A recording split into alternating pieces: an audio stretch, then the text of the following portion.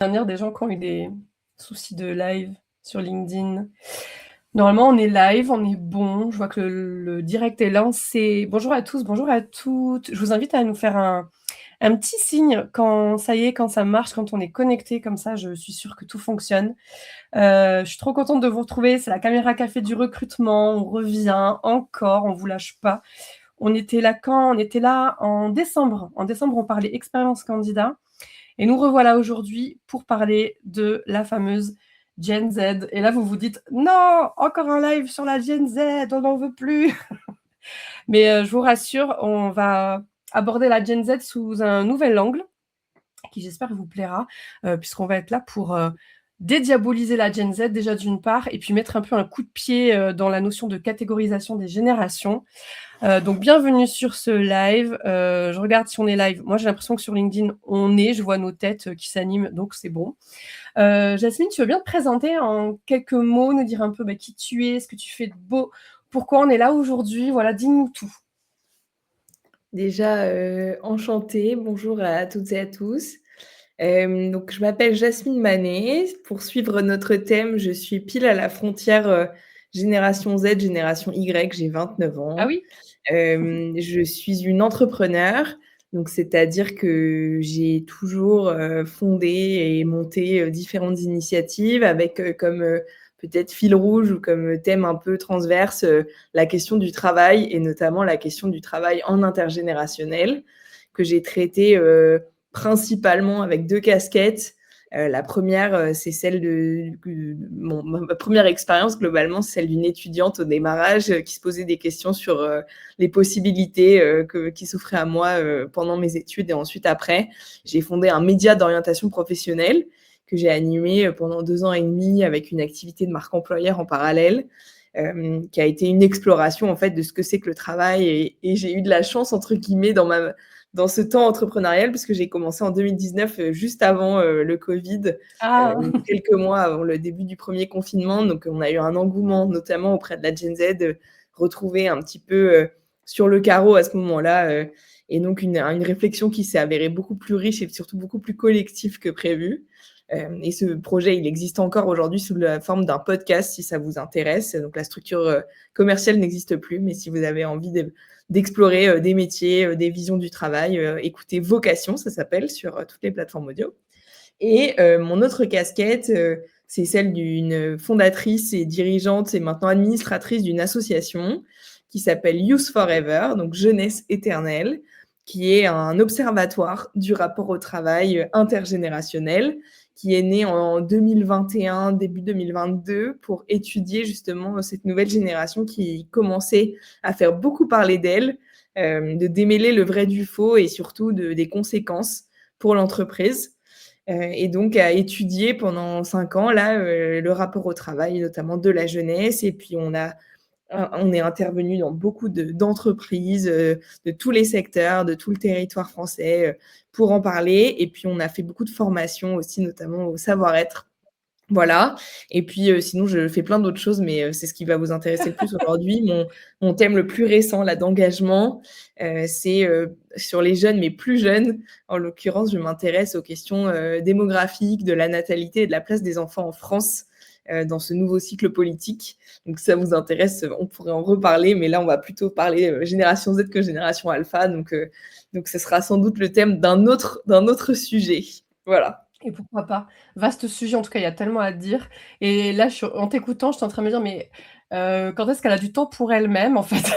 Tu n'arrêtes pas, tu es partout, tu es sur C'est tous une les question fronts. d'organisation. Ouais, une question de passion aussi, peut-être. Tu es passionnée par ce que tu fais. Donc, je le disais en intro, l'idée avec ce live, c'est aussi dès le départ de mettre un peu les pieds dans le plat, parce qu'on sait que le sujet de la génération Z, c'est un sujet où dès qu'on entend le mot Gen Z, on se dit oh là là, on va encore parler de ça. Voilà, il y a beaucoup de choses autour de la Gen Z qui sont dites. Donc aujourd'hui, on va vraiment veiller à un peu dédiaboliser, voilà, sortir de la caricature de la Gen Z, mais aussi, voilà, en intro, l'idée, c'était aussi de mettre un peu un coup de pied dans la notion de catégorisation. Ne serait-ce que, par exemple, moi, je suis censée être une génération Y, mais franchement, quand je lis tout ce qu'on attribue à la génération Z, je me sens plus Z que Y. Donc, il y a vraiment cette question centrale de est-ce que ça fait encore sens de parler de la génération Z ou de parler de génération tout court. Je vais juste vous lire un petit extrait d'un article que j'avais écrit pour un cabinet RH qui était sur le thème de la génération alpha. On viendra plus tard à la génération alpha, mais en gros, c'est qu'en sociologie, les catégorisations de génération, elles font débat. C'est ce que révèlent les travaux du sociologue Gilles Rouet, rappelant que si le concept de génération peut aider à analyser les évolutions de repères dans le temps, il ne doit pas masquer la diversité des individus. Et dans un article, il alerte sur les risques de stigmatisation liés à une lecture trop homogène des générations, soulignant que les attentes dites générationnelles sont souvent partagées au-delà des tranches d'âge concernées. Donc c'est exactement ce que je disais, moi je suis Y, je me sens Z. Du coup, est-ce que, Jasmine, tu veux bien peut-être nous réexpliquer et nous aider peut-être à déconstruire ce concept générationnel et recentrer sur, grosso modo, aujourd'hui, de qui on parle? On parle de la jeunesse au sens large. Voilà, je veux bien tu nous poses un peu un décor, histoire qu'on sache où on met les pieds et qu'on comprenne bien voilà, cette notion de génération, où on en est aujourd'hui, de quoi on parle. Voilà. Je te laisse Avec nous plaisir, éclairer. et je pense que c'est très important qu'on commence par là, parce qu'en Ouais. effet, on en a fait un peu un mot, je vais l'appeler paillasson, au sens où on l'utilise tout le temps, mais on l'écrase un peu et on ne sait pas trop ce que ça veut dire. Donc déjà, en effet, je pense que le point de départ, c'est ce terme «la jeunesse», qui pose plein d'enjeux de définition. Moi, j'aime bien, du coup, essayer de décortiquer, la jeunesse, ce serait quoi? Est-ce que ce serait un âge? Et dans ce cas-là, déjà, on rentrerait dans des débats de c'est quel âge être jeune? C'est vrai. Souvent, en tout cas sur le thème du travail, on dit 18-30 ans, mais c'est déjà une catégorie qui est très vaste. Et du coup, on se heurte à plein de problèmes de définition parce qu'en fonction de si on est dans la formation, si on étudie ceux qui commencent leur vie d'adulte, etc., on se heurte à ce problème d'âge un peu fixe et figé. Derrière, du coup, on se dit, si c'est pas un âge, est-ce que c'est une posture? Tu vois, c'est une façon d'être. Comme tu dis, je me sens, entre guillemets, jeune dans ma façon d'être. Sauf que, du coup, comment on étudie un groupe qui est aussi hétérogène qu'une posture, tu vois, de jeunesse? Donc, ce serait un peu compliqué derrière d'en faire en tout cas des études statistiques. Du coup, derrière, moi, j'aime bien proposer une lecture par moment de vie. Et donc, en l'occurrence, être jeune, c'est sans doute vivre un certain nombre d'événements liés à un début de sa vie d'adulte, en gros, que ça soit ses études, son début de vie active, sans doute de la précarité, beaucoup de questionnements. Et on peut tous se mettre d'accord sur c'est quoi le moment de vie jeune. Et puis pour certains, on l'aura vécu à 18, d'autres à 22, d'autres à 27. Et puis comme ça, on se met d'accord sur jeune. Mais pareil, en fait, on se heurte à pas mal de problèmes de définition. Et du coup, on a trouvé une sorte de... Et ça, on pourrait décliner ça à l'infini sur ce que c'est que d'être jeune. Mais du coup, en l'occurrence, moi, pour trancher, j'utilise le terme de génération. Et en l'occurrence, les jeunes d'aujourd'hui, c'est la génération Z. Donc, pour rappel, c'est ceux qui sont nés. Donc, on n'est pas tout à fait d'accord sur les définitions, mais je vais trancher entre les deux. Oui, donc, c'est ceux oui, tu qui as ça en plus. Tu as parfois des différences. il y a quelques années d'écart. Ouais. Donc, les Gen Z, c'est ceux qui sont nés en gros entre 96 et 2010. Donc, c'est ceux qui aujourd'hui ont 15-30 ans, enfin, si je caricature à fond. C'est large. Donc, c'est large. Et en même Quand temps, on y c'est pense, c'est hyper pile, large. quand on parle du travail, c'est pile ceux qui commencent, entre guillemets, leur rencontre avec la vie active. Et là, ça tombe assez bien en 2026. Puisque c'est les premières rencontres avec l'entreprise, le stage de seconde, le stage de troisième, etc. Ouais. Et puis ensuite, le début de la vie active, quel que soit le parcours que l'on fait, jusqu'à 30 ans, on considère qu'on est encore junior dans sa position. Et donc, si je dézoome un petit peu de c'est quoi du coup une génération et pourquoi moi j'utilise cette définition, une génération en sociologie, c'est, si je fais très schématique, c'est une cohorte d'âge qui est façonnée par son époque. Je m'explique. En gros, c'est un ensemble d'individus qui sont nés, on arbitre entre telle et telle année. Donc là, je vous ai dit, Gen Z, c'est 96-2010. Qui, par les événements qu'ils ont vécus en grandissant, par les outils qu'ils ont à leur disposition, par la culture populaire qu'ils partagent, etc., partageraient, et c'est là où je prends du conditionnel, une vision du monde commune, une certaine vision du travail, de la réussite, de la famille, du couple, enfin de tout ce que vous voulez, et qui, du coup, parce qu'ils ont grandi ensemble, se reconnaissent les uns les autres et ont les mêmes références, ont les mêmes façons de concevoir le monde. Et c'est comme ça que du coup, on se dit, bah, c'est intéressant. Mais là, on se heurte à pas mal de problèmes de définition déjà. C'est que bah, déjà, on a de plus en plus de mal à mettre dans la même catégorie un ensemble d'individus qui sont nés sur 13 ans. Aujourd'hui, le temps va tellement vite, le monde, et notamment par les réseaux sociaux, bouge tellement vite que c'est dur de faire une catégorie. Du coup, ce qui se passe, c'est que les générations deviennent de plus en plus courtes. Je crois que la nouvelle qu'on a définie, qui est la bêta, elle est sur 10 ans, donc on n'est plus du tout sur les 20 ans historiques d'une génération. On parle déjà de la bêta. On parle de la bêta depuis 2024, c'est les nouveaux. Oh là là, je suis pas à jour, moi. Voilà. Je suis encore Ils Z sont en alpha. train de naître, ils sont en train de naître. Ils sont en train de naître, bon, tranquille. Voilà. Et puis d'ailleurs, si vous avez des enfants ou des jeunes autour de vous, vous vous rendez peut-être compte qu'ils parlent plus en année de naissance qu'en génération. Moi, je suis 2010, je suis 2011, et en fait, c'est comme ça que je me reconnais avec mes pairs. Les 2000, ils aiment bien. Exactement. Donc ça, ils adorent. Mais donc, en fait, on se retrouve un peu dans une sorte d'accélération du temps qui rend la définition un peu obsolète. Et puis, avant de continuer et de parler spécifiquement de la Gen Z, en l'occurrence, je pense que c'est important d'avoir en tête quelques points de vigilance, enfin, de prendre des précautions. Et en l'occurrence, première précaution, comme je vous le disais, c'est de pas tomber dans un cliché de la jeunesse ou la génération Z, parce qu'en fait, il y a autant de jeunes que de réalités, qu'on peut vivre à des moments, des événements de vie à des moments différents, et qu'en fait, la notion même de génération Z gomme toute diversité. Et qu'en fait, il faut prendre cette grille de lecture, mais ajouter, je sais pas, le diplôme, l'origine sociale, le territoire, le métier, etc. Ce qui fait qu'on va avoir une lecture beaucoup plus fine et beaucoup plus juste, en fait, de ce que c'est que la génération Z. Donc moi, ce que je vais vous raconter, c'est des traits communs, mais derrière, qui peuvent être invalidés ou validés en fonction de plein d'autres critères. Donc, c'est attention à pas gommer la diversité, parce qu'elle est le premier défaut principal de cette notion. Et d'ailleurs, on dit souvent, nous, en sociaux, qu'il y a plus de points communs au sein de générations différentes, mais d'une même origine sociale, qui partagent la même CSP, que entre les jeunes, entre eux. Et c'est pas parce qu'ils ont grandi ensemble. L'origine sociale prime. L'origine sociale prime sur tout le temps, en tout cas en moyenne, sur les autres traits. Et après, il y a plein d'autres limites, comme je vous l'ai dit. Il y a c'est une porte ouverte aux clichés, aux stéréotypes, on peut même, moi j'aime bien dire, on peut même tomber dans un tort de ce que j'appelle les prophéties autoréalisatrices. Mais en gros, ce que je veux dire, c'est qu'à force d'en parler, à force de dire la Gen Z est comme ci, comme ça, mais comme on l'a fait sur la Y, comme on l'a fait sur la X et les baby boomers avant eux, en fait, on finit par y croire. On finit par créer des réalités. En plus, on en parle dans les médias, on en parle sur les réseaux.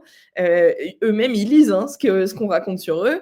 Et ils finissent par soit y croire, soit en jouer. Et qu'en fait, à force de dire qu'ils rêvent de flexibilité et de bonne rémunération, bah oui, en fait, ils vont en jouer.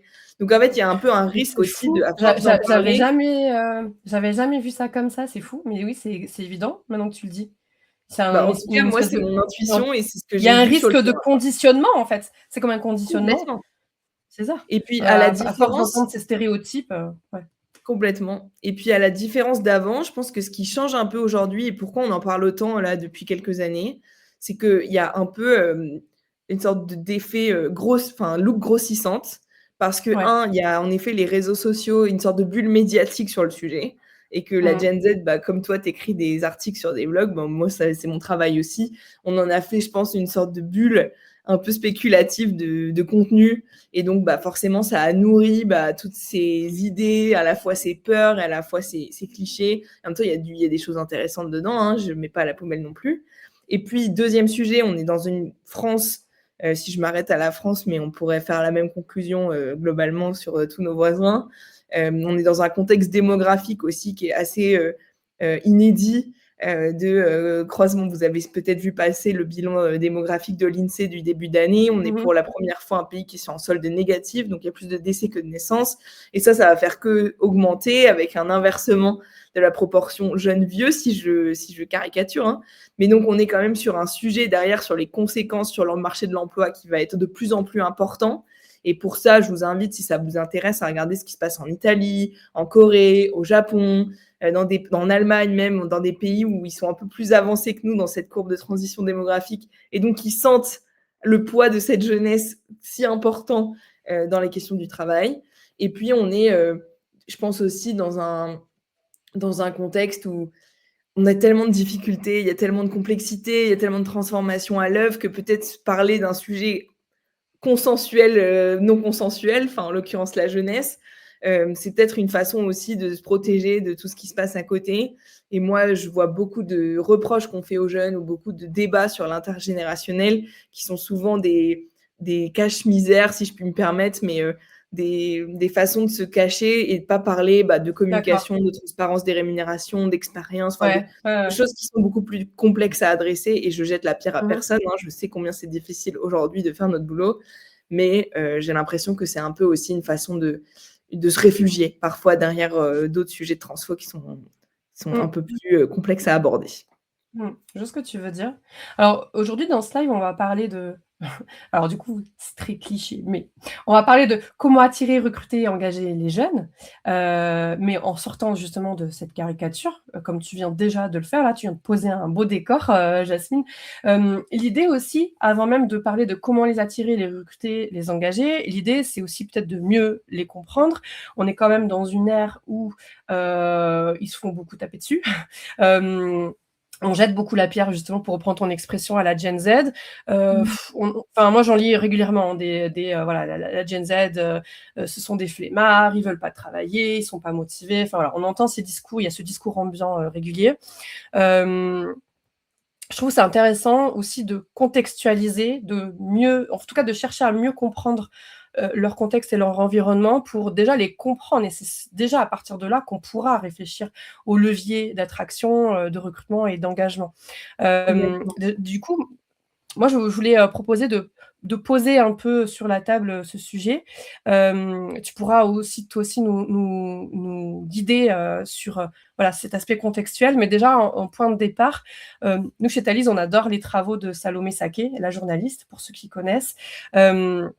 Elle a écrit un bouquin qui s'appelle Sois jeune et tais-toi. Et justement, ce bouquin, il y a une grosse partie dédiée à la réalité des jeunes. Je trouve que c'est hyper intéressant de se pencher dessus pour comprendre justement cette jeunesse. Et juste pour prendre quelques éléments du livre, ça permettra de poser un peu le contexte. Déjà, elle a une phrase très forte, elle dit ce n'est pas que les jeunes ne veulent pas travailler, c'est qu'ils ne peuvent pas travailler. C'est un peu le contre-pied du quand on veut, on peut. En fait, non, c'est quand on peut, on veut. C'est pas tout à fait la même chose. Et surtout, ces travaux à Salomé Saké, ils révèlent que déjà sur le plan économique, par exemple, l'accès au logement, les jeunes d'aujourd'hui font face à une hausse continue des prix de l'immobilier qui est largement décorrélée des salaires, pardon.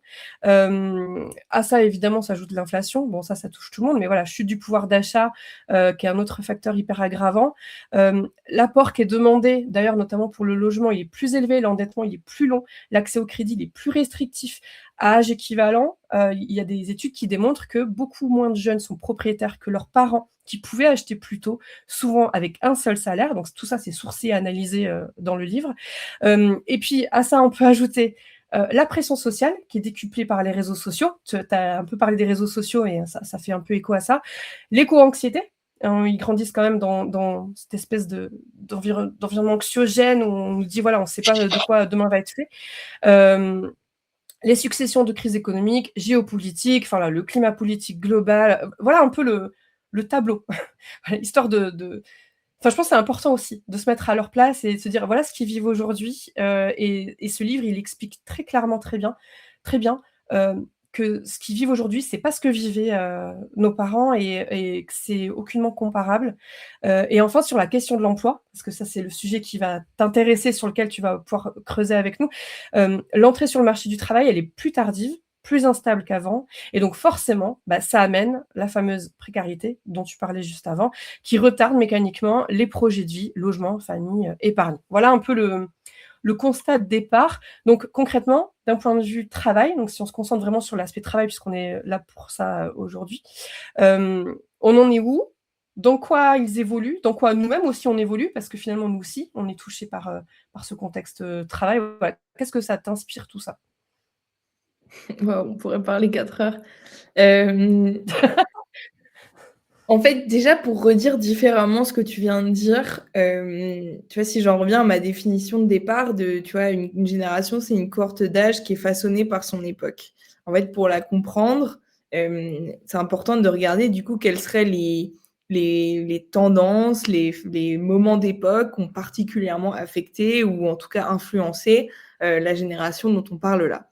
Et là où je te rejoins, c'est qu'évidemment, ils l'ont pas vécu tout seuls. On a tous grandi, on vieillit tous en même temps, que simplement pour eux, c'est d'autant plus, peut-être je vais dire critique, mais au sens pas de grave, hein, au sens de déterminant, que ça a été un moment un peu charnière de, je me construis en tant qu'adulte, en tant que, jeune pro et en l'occurrence, du coup, si on regarde quels sont ces gros événements-là, ça donne peut-être des pistes pour comprendre certains comportements. Donc, Mmh. d'abord, tu l'as très bien dit, bien sûr, il y a internet et les réseaux sociaux qui est, par défaut, une variable dans leur vie, avec tout ce que ça implique dans sa façon de réfléchir, dans sa façon de communiquer, dans sa façon de là, avec l'IA, on va voir encore plus, de conséquences, dans sa façon d'interagir les uns les autres, comment est-ce qu'on se parle, comment on se dit les choses, quel est le vocabulaire qu'on utilise, et puis derrière, bah, des conséquences de santé mentale, de santé physique. Enfin, tout ça va avoir du positif, du négatif, mais en tout cas, je pense qu'on ne peut pas éviter l'impact qu'a grandir avec Internet et les réseaux sociaux aujourd'hui. Bien sûr. Et on peut même aller encore plus loin et de se dire, tu vois, ça a un impact même sur leur façon de concevoir le temps. Et c'est là où on voit des différences de génération. C'est que quand tu grandis dans l'instantané, où tout est Mmh. asynchrone, où tout est maintenant, ici, que ce soit dans ma façon de consommer, d'avoir l'information, de réfléchir, de Mmh. travailler, et du coup, donc de travailler, bah, ce rapport dans le court-termisme, il est totalement entendable et c'est sans doute dans cette accélération du temps les plus touchés. Pour eux, c'est normal, entre guillemets. Et c'est ça Ouais, qui va ouais, ouais. changer un peu d'une génération à d'une autre.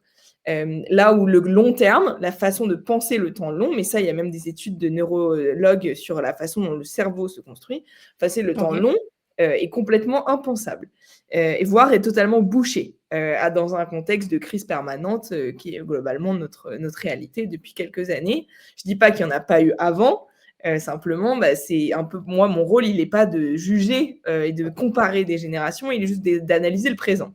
Donc, je parle des jeunes Mmh aujourd'hui mh. qui sont la Gen Z, etc. Donc, il y a cette notion de réseaux sociaux, Internet, du rapport au temps. Il y a la crise qui est un peu la normalité aussi, qu'elle soit environnementale, démographique, politique, géopolitique. Et puis, enfin, il suffit de regarder ce qui s'est passé dans notre vie juste l'année dernière. C'est quand même Ouais. une sorte de nouvelle façon de concevoir le temps et la façon de consommer l'actu. Il y a aussi un enjeu qui est celui de la mondialisation. C'est qu'en fait, pour la première fois, depuis une dizaine d'années, on peut parler de génération Z au niveau mondial. C'est Mmh que mh. en fait, les jeunes se ressemblent de l'Inde à l'Afrique, aux États-Unis, à la France. Bien sûr, je reprends mes guillemets de diversité, hein, ça dépend vachement, mais globalement, chez les classes les plus diplômées, les plus élites, les plus urbaines, on voit des traits communs, ce qui fait qu'on peut en parler de génération à l'échelle mondiale. Ça, c'est totalement D'accord. inédit. Là, on ne pouvait pas du tout le faire avant parce que l'époque dans laquelle on grandissait n'était pas la même. Aujourd'hui, un événement qui fait notamment date pour la Gen Z, c'est le Covid. Globalement, tous les jeunes partout dans le monde, mais comme tous les concitoyens Mmh de mh. la planète, ont vécu ce temps-là. Et le Covid, je pense que c'est un dernier élément à avoir bien en tête quand on pense cette génération. Et du coup, derrière son rapport au travail, je vais y venir, hein, c'est ce que ça impliquait comme trou d'apprentissage, comme entre guillemets, amplification d'un déséquilibre financier qui existait déjà, etc., etc. Donc en fait, je pense que c'est hyper important de se dire, la génération Z, voilà, donc pourquoi elle est comme ça, enfin, quels sont les grands faisceaux. Il y a sans doute plein de choses positives, de références culturelles, enfin, ça, on pourrait en parler des heures. Mais en fait, moi, ce que je trouve intéressant, c'est que c'est que pour moi une loupe grossissante sur les autres. En fait, les jeunes, et la Gen Z en l'occurrence, si on l'analyse comme ça, en fait, leurs comportements, leurs attentes, leurs rêves, leurs aspirations sont qu'une loupe d'un monde qui change pour tout le monde. Simplement pour eux, c'est plus radical, c'est plus maladroit, c'est plus caricatural, c'est plus fort. C'est comme une page blanche sur laquelle on a dit, bah voilà Mmh. tout le contexte, grandis avec ça et on va voir ce qui sort. Là où tout le monde le vit en même temps, mais il y avait un autre contexte sur lequel qui s'est superposé. Donc en fait, je pense que c'est important d'avoir ça en tête et de se dire, en fait, c'est pas une population à part qui invente tout et notamment dans le rapport au travail. Pour moi, c'est des haut-parleurs de choses qu'on pense tous tout bas ou qu'on pense tous et qu'on le dit tout haut d'ailleurs, hein, Ouais. et d'ailleurs les études montrent que C'est ça a rien de joliment dit. dans la plupart des recommandations, mais on leur attribue ce côté un peu haut-parleur et surtout qu'eux sont assez radicaux radicaux au sens de non négociable, hein, dans leur façon de l'exprimer. Du coup, si j'en viens au travail, et pareil, je pense que c'est très important de recontextualiser. Le travail aussi, on est dans un contexte plus global, au-delà de la jeunesse. Moi, j'aime bien parler de l'actualité du travail et du travail dans l'actualité, et de regarder un peu ces deux enjeux. Donc, si je regarde déjà le travail dans l'actualité, en fait, le travail aussi vit toutes ces crises qu'on décrit là. Les crises politiques, sociales, les crises environnementales, l'impact sur les métiers, sur l'IA notamment, et l'impact que ça aura sur notre façon de travailler aujourd'hui, demain, sur les chaînes de valeur, sur tout. Donc le travail lui-même, il est soumis à cette grande boîte dans laquelle on vit, et donc lui doit se transformer en parallèle de ce que les gens vivent individuellement. Et c'est là où on en revient à l'actualité du travail. Et quand on regarde, c'est quoi globalement les grands titres dans le travail depuis quelques années, en effet, on parle d'un nouveau rapport au travail, Ouais. toute génération confondue, hein, je vous rassure. On se focalise souvent sur les jeunes, mais les études montrent toutes, que ce soit en France ou à l'étranger, que les attentes sont partagées à quelques pourcentages près entre les générations. Et on parle de désengagement, on parle de flemme parfois, on parle de besoin de flexibilité, de sécurité, de rémunération, une sorte de liste de courses aussi, un rapport très consommateur. On veut ça, ça, ça, ça, ça. Et le rapport de force est plutôt pour les salariés que pour l'entreprise. Bref, tout ça, c'est une actualité du travail qui est commune, qui est intergénérationnelle. Et je suis Derrière, sûre que on dans va l'audience, zoomer sur les les gens, jeunes. je suis sûre que dans l'audience, les gens nous diront que ça leur parle. Hein. Je vous laisse nous dire dans les J'espère commentaires, parce mais que ça serait en fait, on vit on tous est, ça ensemble. on est Et tous Z à ce stade alors. En l'occurrence, je pense qu'on est tous un peu héritiers de l'époque dans laquelle on grandit. Ah Simplement, ouais. pour eux, c'est Mm. normal ou pas normal. Et là où pour nous, c'est plus une déconstruction ou une construction de la façon dont Oui. évolue la loi, dont évolue le travail, dont évolue chacun dans nos têtes, quoi. Et bref, et du coup, qu'est-ce qui sort? Du coup, que veulent les jeunes du travail? Qu'est-ce qu'ils attendent? Comment il évolue? En fait, ce qui revient, c'est des thèmes qui sont très transverses. C'est besoin de sécurité. Encore une fois, donc remettons dans son contexte. En effet, dans un contexte où c'est dur de se loger, de se nourrir. Pareil, on parle de quel jeune? Enfin, c'est ça qu'il faut avoir en tête en permanence, Ouais. hein, cette précaution de se dire, attends, de quoi je parle? Et en fait, dans mon secteur, dans mes métiers, est-ce que c'est pertinent? Mais oui, comme tu l'as parlé, la question de l'épargne, du logement, de rentrer plus tard dans la vie active, du système de solidarité qu'on a autour de nous, etc. Donc la sécurité revient toujours. Et moi, pendant un temps, les gens étaient surpris que les jeunes veulent bien gagner leur vie et qu'ils étaient complètement Ah déconnectés. bon?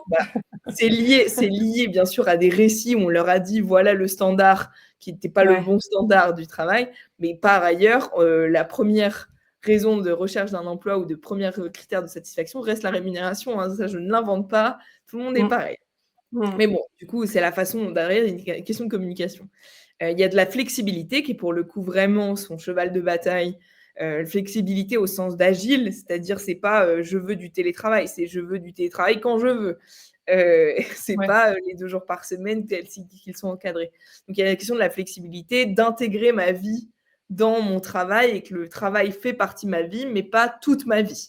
Et donc il y a cette question de Ah ouais. priorisation Ça qui est très touche plus importante. finalement à la notion d'équilibre vie pro, vie perso, plus que le Complètement, sujet mais c'est là où ça flexibilité en devient lui-même compliqué. finalement. C'est là où ça devient compliqué, c'est que chez les plus jeunes, donc pas les vieux Gen Z, hein, de plus en plus, cette notion de séparation leur parle pas du tout. Pour eux, c'est imbriqué, tu vois, c'est en même temps. Et là où on s'est battu pour la séparation nette vie pro, vie perso, C'est vrai. maintenant, ils sont beaucoup plus dans le mélange et l'imbrication. Et donc, ça va Mmh. poser d'autres risques hein, de ne pas savoir s'arrêter ou au contraire de ne pas savoir se connecter.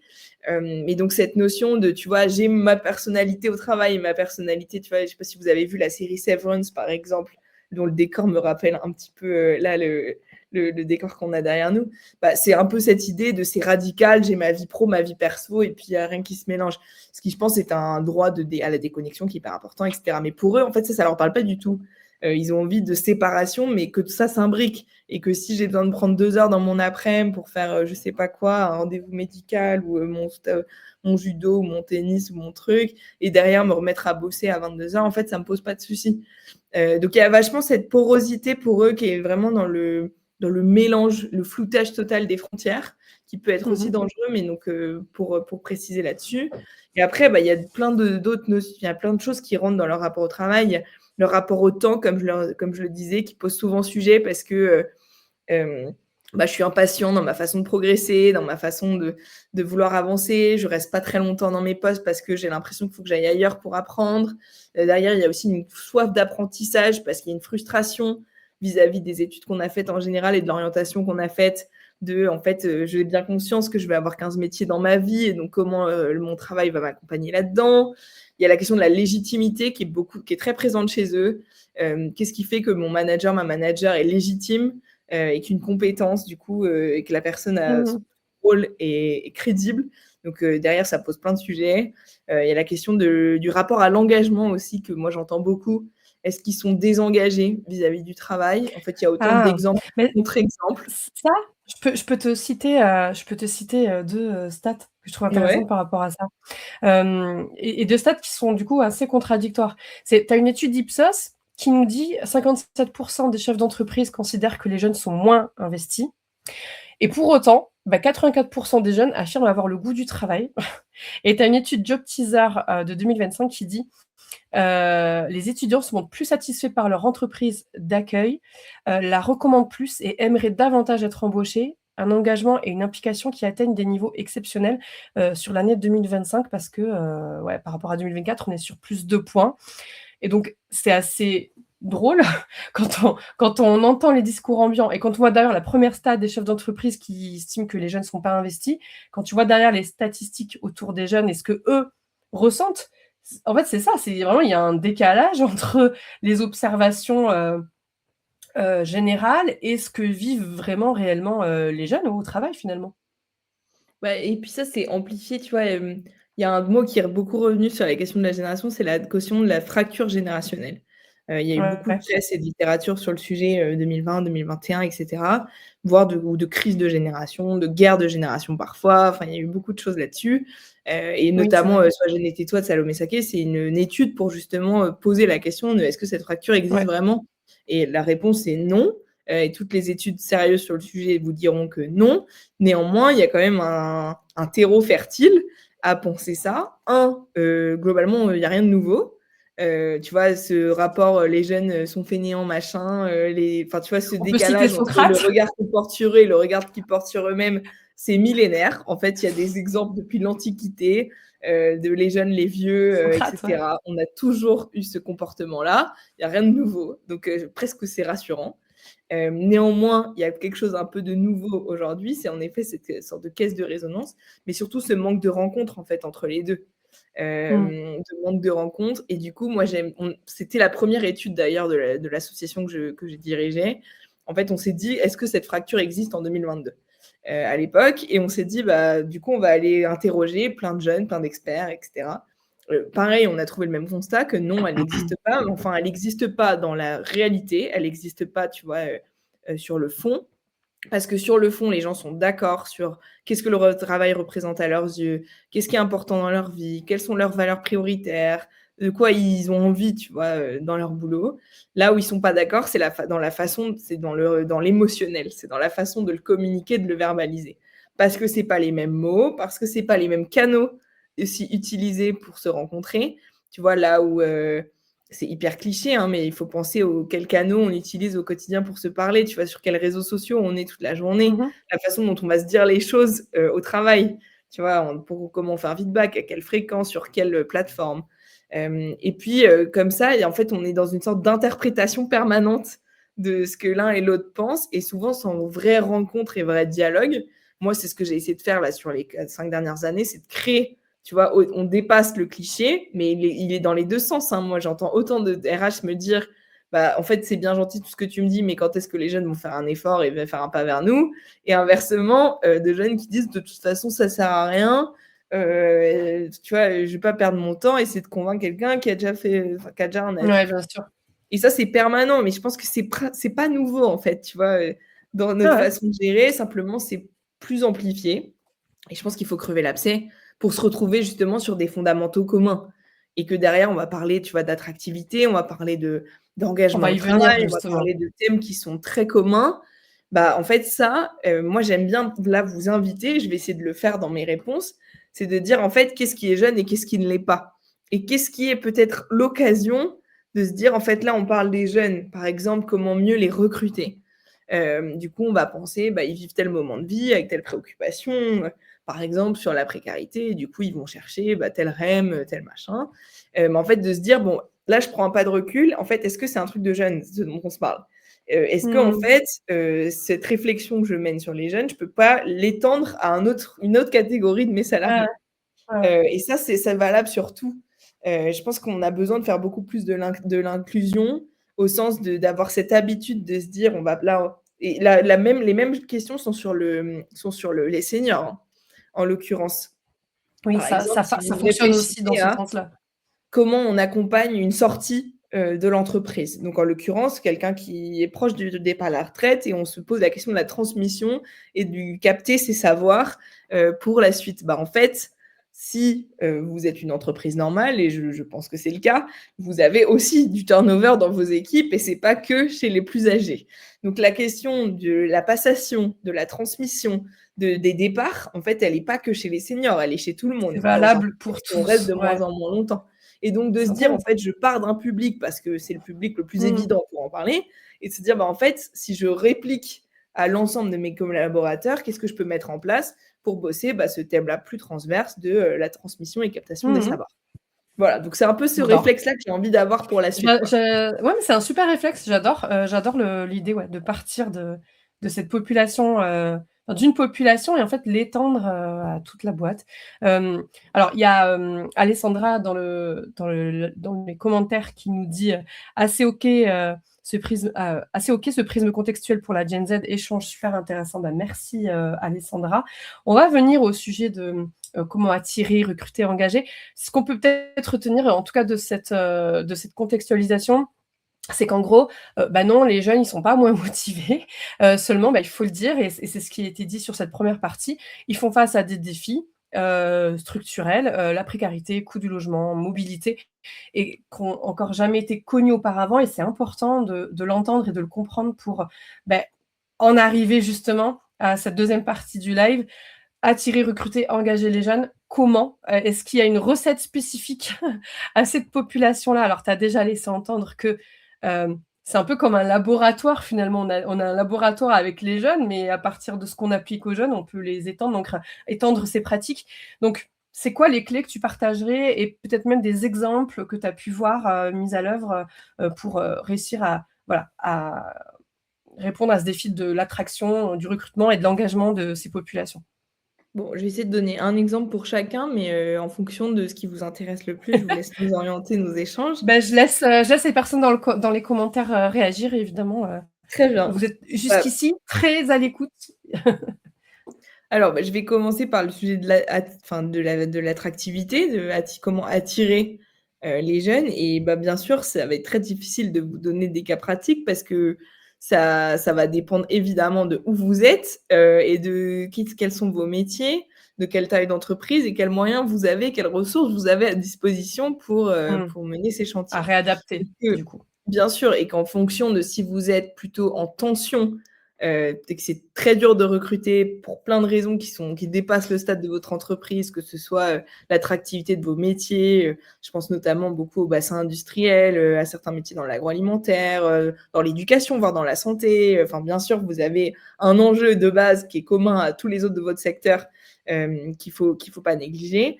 Mais de l'autre côté, si vous êtes plutôt, en flux tendu et que c'est plutôt l'enjeu derrière qui va vous intéresser, c'est l'engagement, la fidélisation, bah, on va pas avoir les mêmes leviers, à disposition. Mmh mh. Mais globalement, si je donne une réponse un peu commune, dans l'attractivité, en fait, je pense que, un peu de manière contre-intuitive, ce qui va primer, pour eux, c'est un peu la notion c'est la sincérité et la simplicité. Après, il y a bien sûr trouver les bons canaux pour aller là où ils sont, Mais ça va être du marketing, et de la marque employeur assez Mmh. classique. Donc d'aller dans les bonnes écoles, dans les bons sujets et de trouver qu'est-ce qui est le plus fidèle à qui vous êtes. Mais du coup, je pense que pour en revenir à ça, il y a déjà besoin de beaucoup de simplicité. En fait, on a accès à beaucoup d'informations, on a accès à beaucoup de données, sur l'entreprise, sur ce que pensent les employés, sur, la réputation qu'a l'entreprise. Enfin ça, tout est «public» entre guillemets aujourd'hui. Donc, de simplifier la lecture et du coup la transparence qui va avec pour, entre guillemets, «réduire le décalage» entre ce que j'imagine qu'est l'entreprise ou juste je comprends pas ce qu'elle fait et du coup j'envisage même pas de postuler, ou le lecteur est pas sexy, donc en fait ça me parle pas parce que c'est pas un truc que j'utilise au quotidien. En fait, d'aller simplifier, du coup, dans cette notion d'attractivité, je pense que c'est de rendre plus lisible, en fait, qui vous êtes, ce que vous faites et surtout de pas, enjoliver ou mentir, sur, la proposition.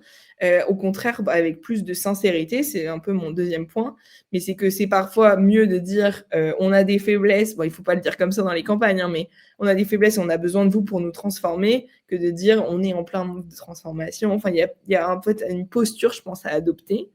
Mais globalement, c'est du coup, hem, de montrer vos valeurs, ça je pense qui va faire un peu la différence. Mais le tout avec le plus de preuves possibles. En fait, Mmh. les grands discours, ils sont allergiques, à ça, ils sont allergiques au Pas bullshit, de bullshit. tout est faux par défaut en fait, et je ne vous crois pas. Il y a une grande méfiance, je pense à ça. Mais de l'autre côté, il faut regarder le marché de l'emploi tel qu'il est pour, notamment pour les premiers jobs, ou les alternances, ça reste un moment très stressant pour eux, où il y a peu d'offres, surtout là depuis, quelques mois. Et donc en fait, il faut aussi se recontextualiser dans le contexte dans lequel ils sont. Ils sont souvent en requête d'un salaire, qu'ils ont en tête, et cetera, en sortie d'études dans un moment très tendu et où ils n'ont pas le choix. Et donc, comment est-ce qu'on arrive à s'insérer, à être là au bon moment, mais du coup faire la différence derrière pour qu'ils choisissent de venir chez nous ou ensuite de rester plus tard.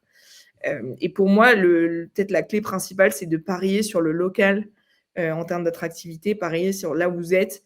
Je pense notamment, hem, par exemple, un exemple que j'aime beaucoup, je ne sais pas si vous les connaissez, c'est les ateliers Tuffery.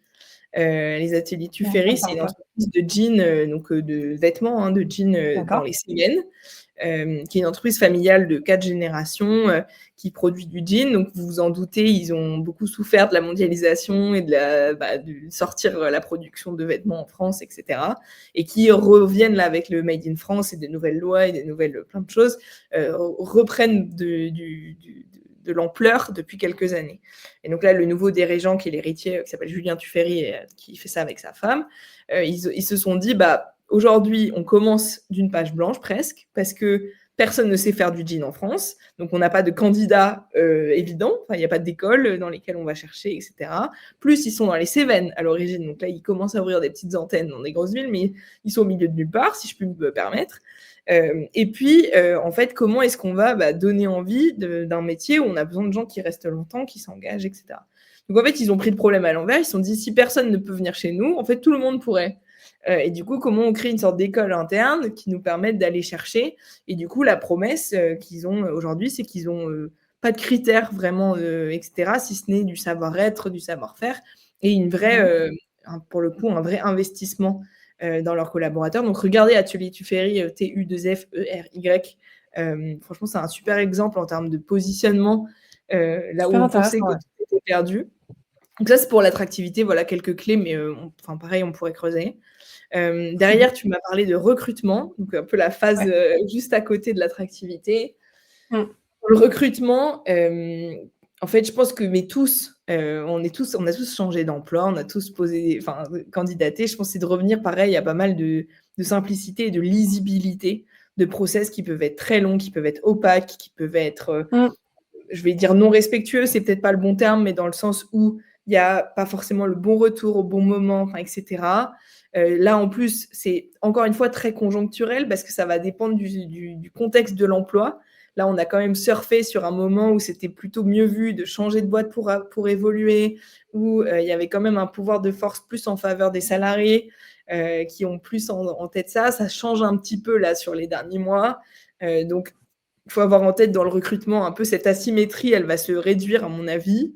Mais bon, derrière, moi, j'ai vu quelques entreprises, par exemple, là, produire des sortes de guides de recrutement, de voilà Ouais. qu'est-ce qui se passe chez nous, qui rendent les étapes super claires et qui disent voilà comment réussir un entretien chez nous. Et il y a sur leur blog ou sur leur site carrière, ils expliquent, bah voilà, Mmh. la secret sauce. Donc en fait, ça réduit le décalage et en fait, derrière, ils peuvent se concentrer sur d'autres critères de personnalité, etc. Donc ça peut être une façon en fait de se dire, bah, on va réduire le décalage pour que la rencontre, elle se fasse le mieux possible. Ouais. Donc ça sur le recrutement et puis beaucoup travailler surtout le début d'un poste, enfin toutes les premières interactions, d'autant plus chez les jeunes où ils sont assez, je me fais un avis très vite et je change pas d'avis quoi. Et donc de travailler les premières interactions qu'on a avec dans la communication et ensuite dans les premiers jours, les premières semaines. Je pense que beaucoup bosser ses premières impressions, je pense que ça va être vraiment clé sur l'histoire derrière qui s'écrit. Et enfin, pour parler d'engagement, engagement, ça veut tellement dire plein de choses, l'engagement. Peut-être moi, je vais parler plus de projection, de la façon Ouais. dont on se projette dans un collectif, dans une équipe, dans le temps long. Comme je vous l'ai dit, c'est pas leur façon de réfléchir, le temps long. Du coup, ça va être, comment on arrive à créer au quotidien l'envie de s'impliquer, l'envie de passer du temps, l'envie de faire très bien son travail, qui est finalement, on est quand même pragmatique, hein, on veut de la performance dans tout ça. En fait, tout simplement, si je reviens à des choses toutes simples, comme pour chez tous les salariés, ce à quoi ils sont le plus sensibles, c'est les personnes avec qui ils travaillent et notamment la personnalité du ou de la manager. Et qu'en fait, ils vont être, comme des éponges, à absorber, ce qu'ils regardent autour d'eux. Donc, c'est la raison pour laquelle on reste, c'est la raison pour laquelle on part et ça, c'est chez tout le monde, hein, mais particulièrement chez eux et notamment, eux sont très sensibles à la notion de la représentation, des «rôles modèles» entre guillemets qu'ils ont autour Ouais. d'eux. Ça, je peux vous donner un exemple, que je prends souvent, mais dans les armées, notamment à la marine nationale, donc qui est un peu le cliché de RH, mais qui je pense est hyper intéressant, pour plein de raisons. En l'occurrence, l'armée, ils ont pas trop de problèmes à recruter, enfin ça baisse d'année en année, mais ça baisse de manière minime par rapport à Mmh mh. l'histoire. Voilà, ce qu'ils ont du mal à faire, c'est à garder les gens, et notamment c'est des jeunes parce que c'est pyramidal et on rentre jeune. Là où eux, ils peuvent pas recruter des plus seniors derrière pour compenser. C'est pas leur modèle, c'est pas comme ça qu'ils fonctionnent, il faut commencer en bas et monter petit à petit. Et en fait, ils ont fait toute une étude pour comprendre pourquoi, le temps de premier contrat se raccourcissait chez les plus jeunes et en fait, la réponse numéro un, c'est: «Mais en fait, c'est pour devenir comme l'amiral machin ou le commandant machin et cetera, c'est hors de question». Ah! Ça leur donne pas Mmh. envie. Ils regardent les Mmh gens, mh. ils disent: «Voilà leur vie, voilà leurs horaires, voilà Ouais, leurs ouais. conditions personnelles, voilà ce qu'ils aiment ou pas de leur travail et globalement, je me projette pas». Parce que la personne que je regarde autour de moi alors bien sûr, vous pourrez pas faire plaisir à tout le monde, on a chacun nos façons d'être et cetera. C'est l'avantage d'avoir plusieurs gens dans une boîte. C'est que derrière, il y a plein de récits, de scénarios. Donc je pense que un peu encore une fois contre-intuitif, mais pour engager, de regarder ce qui se passe dans l'environnement qui est autour d'eux, dans les dynamiques d'équipe, dans la façon dont on raconte, même chez les dirigeants, qu'est-ce qu'ils projettent en fait comme histoire dans leur rapport au travail. Je pense que ça va faire beaucoup dans l'engagement. Et puis après, dans l'engagement, je pense qu'il ne faut pas confondre tout ce qui est à côté du travail avec tout ce qui est lié au travail. Je m'explique. On a beaucoup travaillé pour engager tout ce qui est à côté. Donc, comment on travaille, d'avoir un meilleur équilibre de vie, des meilleures conditions, un meilleur bureau, mais plus de télétravail, enfin de pouvoir aménager et organiser son travail le mieux possible. Ce qui, je pense, est très important, mais peut-être qu'on a oublié le cœur même du sujet, qu'est-ce que je fais au quotidien et qui est le cœur de mon travail. Et du coup, peut-être posez-vous plus la question de comment j'améliore le travail de base, la façon dont je peux le faire le mieux possible. Et du coup, en plus, ça va générer plein d'avantages pour vous en termes de performance. Mais donc de revenir à peut-être moins l'à côté, mais plus ce qu'on appelle l'intrinsèque en sociaux vs l'extrinsèque, mais peut-être de regarder concrètement qu'est-ce qui fait qu'on va être meilleur et du coup plus engagé parce qu'on est plus en capacité de se dire là je fais bien mon travail et après travailler le contour mais qui est presque plus un bonus en tout cas sur les conséquences que ça va avoir sur l'engagement. On voit que ça marche dans le temps long beaucoup mieux de bosser structurellement ce que vous faites tous les jours plutôt que les avantages qu'on a à côté. Voilà, c'est 3 idées. Est-ce que j'ai un exemple sur ça?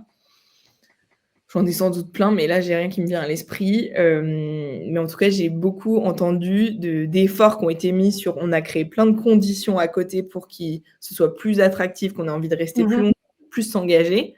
Et c'est souvent contre-productif. Par exemple, de plus en plus Ouais, de ça devient du gadget un peu sinon. ça devient du gadget où en fait, du coup, on se désengage parce qu'on se réfugie dans d'autres choses, en fait, dans d'autres choses. Donc il y a vachement cette notion je pense, de revenir à ce qui fait fondamentalement, ce qui fait qu'on fait bien notre travail, quoi.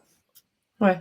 Déjà consolider les bases, en fait, les basiques, avant de s'aventurer à chercher des leviers un peu farfelus, parce qu'on a entendu dire que les jeunes sont attirés par ça, ça, ça. En fait, on en revient. C'est marrant parce que, bon, on a des thématiques très différentes à chaque live, mais on en revient assez souvent à cette conclusion qui est finalement, déjà, consolider les bases, c'est la base. Tu nous as régalé.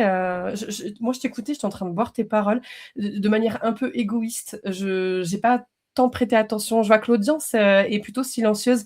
Je suppose que l'audience aussi, elle a bu tes paroles. Je vous invite à réagir en commentaire si vous voulez voilà, partager un peu votre point de vue. Est-ce que vous êtes aligné avec ce que nous partage Jasmine Est-ce que vous avez des questions? Voilà, profitez-en. En attendant de voir un peu les réactions, moi, je voulais te partager un sujet aussi d'un point de vue attractivité et engagement. Il y a le sujet aussi dont on parle beaucoup, enfin, oui, dont on parle beaucoup, mais de la santé mentale. On en parle au global. Mais il y a eu une étude assez inédite. Oui, je cite beaucoup d'études aujourd'hui. J'aime beaucoup les études. Je trouve que c'est parfait. des ressources. Voilà. Il y a une étude inédite produite par Thiel. Je ne sais pas si tu connais, qui a une solution autour du bien-être au travail, de la santé mentale, justement. Et sauf que pour une fois, cette étude, ce baromètre de la santé mentale, il a été fait vraiment sur la population étudiante. Donc, c'est assez inédit. C'est une des premières, je crois, études faites sur cette population. Et en fait, cette étude, elle donne des résultats hyper alarmants. Du type, je vous cite quelques stats, mais on a moins d'un étudiant sur 2 qui se déclare en bonne santé mentale. 60% des étudiants présentent une suspicion de détresse psychologique. Alors, c'est vraiment sourcé, c'est basé sur des tests cliniques. Un chiffre presque 2 fois supérieur à celui observé dans la population française générale, qui lui est de 36%. Donc, 60% d'étudiants qui présentent une suspicion de détresse psychologique. Je ne sais pas si vous réalisez. Près de 4 étudiants sur 10 qui envisagent d'abandonner leurs études pour des raisons psychologiques.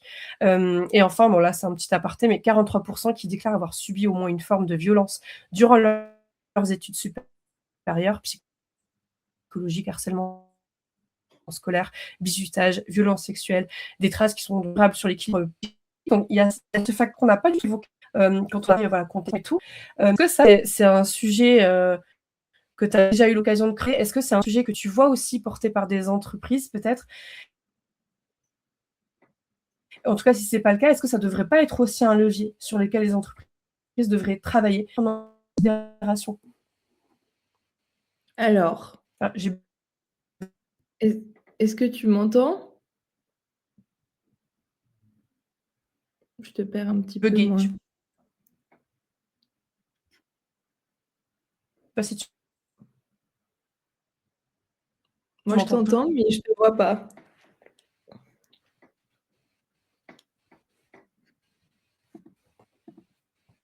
Alors.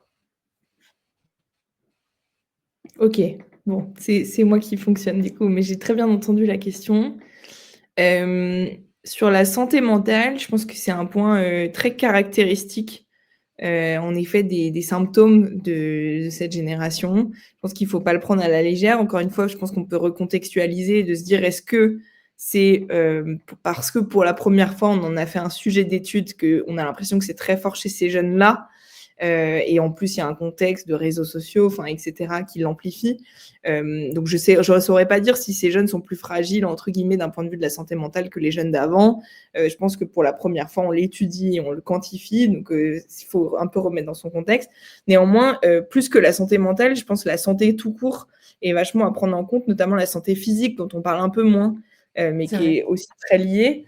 Mais c'est une génération qui est plus sédentaire, qui sort moins, qui fait moins de sport, qui fume. Enfin, il y a des avantages, qui fume moins, qui boit moins, etc.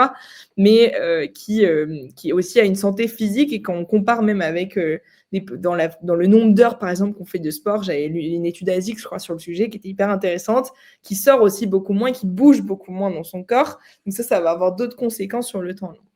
Donc, santé mentale et santé physique, je pense que c'est important d'avoir une approche holistique sur le sujet, ce qui est évident, mais ça, c'est chez tout le monde, mais ça va être très fort chez eux. Je pense que derrière le récit qu'on a un peu inventé d'une génération qui n'a pas froid aux yeux, qui va demander tout ce qu'elle veut, etc., il y a un peu la face, ça c'est la face visible de l'iceberg, mais il y a tout le reste, où en fait c'est une génération qui est très fragile et qui va fragile au sens de angoissé, etc. Et donc, qui ne va pas savoir s'exprimer sur ces sujets, ou qui va se replier totalement. Donc, il y a évidemment, ce n'est pas tout le monde, hein, et c'est loin d'être des victimes, hein, je ne dis pas ça. Néanmoins, je pense que c'est Oui, important il y a d'avoir une en tête. nuance à Il y a une poser. C'est grosse vrai que nuance. je l'avais mis dans un post L'enjeu, LinkedIn. c'est est-ce que ça, c'est qu'ils sont liés à des événements extérieurs, ou est-ce que c'est qu'ils sont à cause de leur travail. Donc, c'est ça, il va falloir bien trouver la bonne place pour vous, manager, ou vous, entreprise, de savoir quel est votre rôle à jouer là-dedans, parce que je pense que l'entreprise ne peut pas tout non plus. L'entreprise ne peut pas être et le psy, et le conseiller, et le machin, et les managers particulièrement. Et d'ailleurs, on en voit déjà les effets de managers qui souffrent beaucoup dans ce rôle un peu de coach, mais presque de psy sur certains collaborateurs. Je pense qu'il faut être très vigilant, il faut piloter, ce qui fait qu'un ou une salariée peut s'engager, peut parce que moi j'aime bien dire mettre le pied sur le frein ou sur l'accélérateur. En fait, qu'est-ce qui fait que je vais être plus à fond ou moins à fond dans mon boulot? Et parfois, c'est rien à voir avec mon travail, hein, c'est juste qu'en dehors, soit j'ai des séquelles de choses qui se réveillent, soit j'ai un contexte personnel qui est très compliqué, soit je suis malade, soit un proche est malade. Enfin, en fait, tout peut se passer. Ouais. Et du coup, comment j'arrive à déjà savoir? Je pense que la première étape, c'est d'être informée, donc dans le respect et la confidentialité, etc. Donc, il faut trouver la bonne culture chez vous, par entreprise, de se dire comment j'arrive à détecter avant que ce soit trop tard, que ce soit lié au boulot ou pas au boulot. Et ensuite, c'est trouver la bonne posture pour s'intégrer là-dedans. Et j'ai franchement pas la réponse. Je pense que beaucoup de jeunes projettent dans le travail justement un nouvel environnement vs les études, où ils vont pouvoir s'épanouir, vont pouvoir apprendre, et voir, ils vont y mettre trop d'affect, trop dans l'amitié, trop dans plein de choses sur le sujet. Donc attention à ça aussi, mais je pense qu'il va falloir former les managers à fond, en tout cas les personnes relais avec ces jeunes, pour être capable d'absorber cette sensibilité, parce qu'à la fin, ça va être une grande sensibilité, et de trouver la bonne distance, parce qu'au contraire, moi, je ne veux pas dire il va falloir s'en emparer absolument et que ce soit votre sujet principal. Je pense que ça peut être très dangereux aussi. Et du coup, bien s'entourer de la médecine du travail, de tous les professionnels. Il y a plein de startups qui proposent des solutions pour permettre un accompagnement, et en même temps être réaliste et se dire, en fait, est-ce que ça vient de ma boîte ou pas, ce contexte anxiogène. Donc ça, je pense qu'il y a un sujet d'information, de formation, pour être bien au courant. Et après, il y a plein d'initiatives qui commencent à voir le jour dans les boîtes qui ont beaucoup de moyens, mais de créer notamment ce qu'ils appellent des safe spaces, mais en gros d'avoir des bons référents ou des bons collectifs qui permettent, notamment par exemple quand je suis victime de violence en dehors de mon travail, que je peux le signaler à mon employeur. Enfin, il y a plein de dynamiques qui commencent à exister. Donc moi, je pense que j'ai pas la réponse du tout à cette question. Je fais le même constat, que globalement, les gens sont plus épuisés, plus fatigués, plus sensibles en fait au reste de la vie. Je pense qu'il va falloir créer les bons mécanismes pour l'identifier, pour former notamment les managers pour être capables de gérer ça, et de trouver la bonne distance. Et après, est-ce que c'est à l'entreprise de faire tout ça? Je ne sais pas. Je pense qu'il y a plein d'autres sujets à aborder. Néanmoins, ça fait partie de la vie des gens. Donc, c'est votre problème aussi. Après, ça fait écho avec un live qu'on a fait en septembre dernier sur la santé mentale, justement, le burn-out. Alors, propre à la population RH, mais ceci dit, il y a plein d'éléments hyper intéressants qui s'appliquent à toutes les populations. Donc, on vous partagera le replay. Ça peut être hyper complémentaire avec ce qu'on vient de se dire. Et j'aime bien l'idée de se dire qu'on est face à une génération, non pas une génération de fragiles, mais une génération fragilisée. C'est pas tout à fait la même chose. C'est important, les mots ont leur Et puis, importance. je fais référence à ce que je disais en introduction et puis, en fait, ça, Ouais, c'est une partie d'entre eux, et que c'est ouais, pas du tout ni la norme, ni, enfin, c'est oui, il y a faut pas faire de attention, pas de généralisation. exactement, pas de généralisation et surtout pas de oui, de victimisation, en fait. Oui, et Ouais, si vous êtes parent, vous le vivez peut-être beaucoup plus, hein, ces questions-là de santé mentale de vos enfants et cetera. mmh, En fait, c'est pas pour autant que ça va être des mauvais pros ou qu'ils vont pas réussir à mmh, naviguer une vie d'adulte. Je pense qu'il faut rendre autonome, il faut faire confiance, mmh respecter et qu'en fait, ça ces fragilités mentales, je pense, vont faire partie de toutes nos vies. Mais mmh, comme là, je ne sais pas si vous avez vu toutes les sensibilisations sur le cancer des dernières semaines, que globalement, c'est prévu, une personne sur 2, globalement, peut être touchée d'un cancer dans sa vie. Ça, c'est les chiffres, aujourd'hui français, pour plein de raisons, beaucoup plus globales que le travail, bien sûr. Bah, en fait, ça va être une variable d'ajustement aussi en tant qu'employeur, bah, d'absorber ça. Bah, de la même façon, la santé mentale va être un sujet dans la vie de gens, peut-être, je ne sais pas si c'est un quart, un cinquième, et cetera, mais ça va être quand même conséquent. Bah, je pense mmh que ça fait juste partie du nouveau normal et de se dire, bah, ouais, quel est mon rôle dans tout ça et comment j'accompagne sans que ce mmh, soit, quelque chose qui me suit toute ma vie derrière. mmh. Le tout en créant, bah, toujours information, formation et puis ça n'a rien de jeune, évidemment. Donc ça ouvre plein de sujets, mais comme ça fera lien avec vos prochains webinaires et vos prochains lives. Bah, écoute, on est arrivé au bout de ce live. Franchement, j'ai pas vu l'heure passer et j'ai adoré t'écouter. Franchement, déjà de base, moi, les gens qui me connaissent savent à quel point c'est un sujet qui me passionne, que j'adore. Je le disais en off, je trouve que c'est un sujet où il y a plein de tiroirs à ouvrir. C'est passionnant, ça bouscule tellement de choses et voilà, on pourrait y rester encore 2 heures, je pense, à en parler. Merci franchement Jasmine parce que tu as partagé plein de clés, tu as partagé des exemples. Moi, je me suis régalée à t'écouter. J'espère que vous aussi, parce que je vous vois connectés, je vous vois attentifs. J'imagine qu'il n'y a pas trop de réactions et pas de questions parce que, comme moi, peut-être que vous êtes restés un peu béat devant, devant Jasmine. C'était trop chouette de En tout t'avoir. cas, j'ouvre la porte de si vous voulez poursuivre les échanges, Ouais, n'hésitez pas à m'écrire sur LinkedIn, je serais ravie de l'appel est lancé. réagir après coup s'il y a des choses qui vous viennent. Ça marche. Et alors, moi, je vous retrouve dès vendredi, on se quitte plus, mais voilà, aujourd'hui, c'était la caméra café. Vous savez, avec Thalise, notre sujet chouchou, c'est le recrutement. Et donc, dès vendredi, on repart parler recrutement. Cette fois-ci, on sort de LinkedIn, puisqu'on vous propose un webinar organisé par Thalise avec Sylvain Collas. On parlera recrutement de masse, on parlera de recrutement à de gros volumes. Avec un cas vraiment précis qui sera l'industrie, mais finalement qui parlera à plein d'autres secteurs. Donc rejoignez-nous. En gros, c'est comment gérer le recrutement de masse sans sacrifier l'humain. Ça a beaucoup fait rire Sylvain quand je lui ai dit ça, parce que le mot sacrifier, je crois, lui a fait tiquer. Mais voilà, vous pouvez scanner le QR code et nous rejoindre. Il faut vous inscrire pour recevoir le lien et pour pouvoir accéder au replay. Euh, Merci, c'était trop chouette. Je vois des réactions dans le chat. Il y a Jeanne qui dit safe space, ça me fait penser à notre conversation, Anaïs. Oui, c'est vrai, on a parlé de la notion de safe space pas plus tard que la semaine dernière avec Jeanne. Donc oui, c'est assez marrant. Euh, Très bien. Bah, écoutez, je vous souhaite une très bonne journée à tous. Encore merci. À vendredi pour Merci ceux à qui nous toi pour rejoignent. l'animation et merci à Merci vous pour, Jasmine. l'invitation. Ça marche. À bientôt. Bonne journée.